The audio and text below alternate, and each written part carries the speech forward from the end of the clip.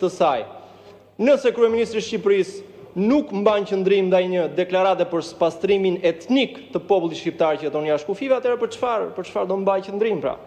Dua t'ju rikujtoj gjithashtu se nga salla e këtij kuvendi në tetor të vitit të shkuar, deputetët e mazhorancës rrëzuan propozimin e rezolutës që vinte nga opozita për njohjen e gjenocidit serb në Kosovë dhe ky kryeministri juaj që nuk lini rast të thoni se ja përmendi miku të tij Vučićit pavarësinë e Kosovës, si ka mundësi që nuk thot një çere llafi kur zëvendësi i mikut të tij Vučićit shprehet për spastrimin etnik të Kosovës.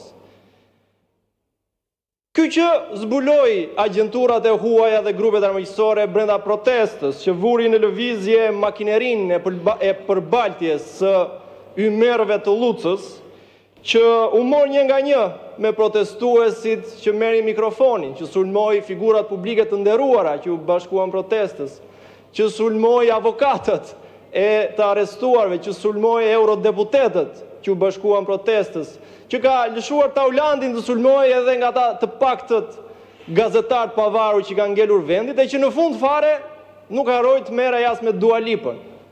Pra, ky që merret me gjithë ta armiq të popullit, si ka mundësi që nuk mban qëndrim për një deklarat të ministres serbe për spastrimin etnik të shqiptarëve që jetojnë jashtë kufive tan pra. Ndoshta sepse së bashku me mikun e tij, me Aleksandr Vučićin, i ka zënë i njëjti hall fakti që rinia e të dyja popujve i përçmon ata si lidera të vendit. Faleminderit. Faleminderit. Zoti